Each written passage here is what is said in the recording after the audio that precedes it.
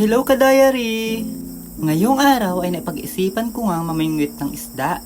Kahit tirik na tirik ang araw dinis sa kabukiran, sa kanluran, at napagdesisyonan ko ngang maghanap muna ng bulati para ipamain sa mga isda. Sige ang hukay na inyong ka-diary, para naman makarami at napakalambot nga niya mare. Gaya ng inyong ka-diary, kahit mukha siya nakadiri ay sige! Parang naalala ko tuloy ang mga ex ko din. Mukhang nakakadiring pangyayari ay tama-tama ka na Jolan Jose. Kasama ko ang aking hipag at kapatid. Nagtungo na nga kami pakanluran. Nilakbay namin ang dulo ng walang hanggan. Narating na nga namin ang dapat puntahan. Sa irrigation ang aming naisipan. Tara ka-diary, samahan mo akong mawingwit ng isda. Dini sa amin sa kabukiran. Tara na! At ayan na nga, naglagay nga ako ng pain sa kawil para sa aming pag-uumpisa. At nang makarami na, ay paspase, Jolan Jose. At inikot ko na nga ang bulati gaya ng pag-ikot ng ex mo sa'yo. Dapat maayos ang pagkakapasok na rin, nang hindi agad mawala ang pagkakalagay sa iyong pamambis. At nang maumpisahan na ari, kahit tirik na tirik ang araw ay sige, Jolan Jose. At nang ikaw ay makarami na mabibingwit na lalaki, alahoy! After 100 years ay nilagay na nga namin ni kapatid ang aming pamingwit sa tubig. At marami na nga kumutib mare. At hindi nga magkaintindihan sa panghuhuli ay aba, ay bilise ang paghuli. Sa unang huli ng aking hipag ay daig pa ang nanalo sa PCSO. Parang jackpot at hindi magkaintindihan ng muka. At ako'y nakahuli na nga rin ka-diary. At kahit maliit ay may panglaman siya naman, ay ayos na ari hanggang lalamunan. Masarap ang sinigang at mukhang nakahuli rin si kapatid. Maliit man, ang tuwa na may hindi magkaintindihan.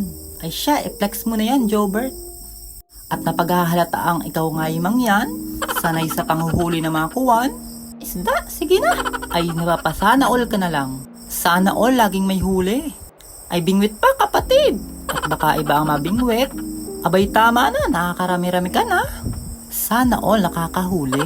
Aba, si Maring Tricia ay mukhang pupunta ka na sa ibang planeta at sa dulo ng walang hanggan. At sa maraming subok namin ay akala namin may mahuhuli. It's a prank lang pala mare. At nakarami-rami na nga kami dini. Ay aba, pagka siniswerte ka nga naman. Huli nga oh. At kinukutib-kutib na nga ng mga isda. Huli kayo mamaya. Dini sa pangingisda ay dapat mahaba ang iyong pasensya. At minsan meron, minsan ay wala. Samahan mo ng konting tiyaga. Mga mare, nakahuli na naman ang inyong ka-diary. Sobrang enjoy pala ng panghuhuli na rin. Tara mare, subukan nyo na rin ari. Nag-enjoy ka na, may pang-ulam ka pa. Saka si Maring Tricia ay nakakahuli pa rin. At may pang-ulam na tayo mga mare. Lamang tiyan na rin ito ka-diary. Kahit maliliit ay nakarami naman kami. Marami-rami na rin to ka-diary. Panglaman sa kumakalam na tiyan. At may kasabihan nga pala tayo ka-diary. Ang pagkahulugan ng salitang, turuan mo silang mamingwit ng isda. Na ang ibig sabihin ay turuan mo silang maghanap buhay para kumita. May tama ka ka-diary. Hey guys, may huli akong malaking isda! Dahil nga nauhaw si ka-diary, ay uminom muna ako ng tubig. Dahil dini sa amin ay libre ang tubig at sobrang lamig. At kadalasan dini kami nag-iigib. At ako'y uuwi na ka-diary. At may pang-ulam na kami.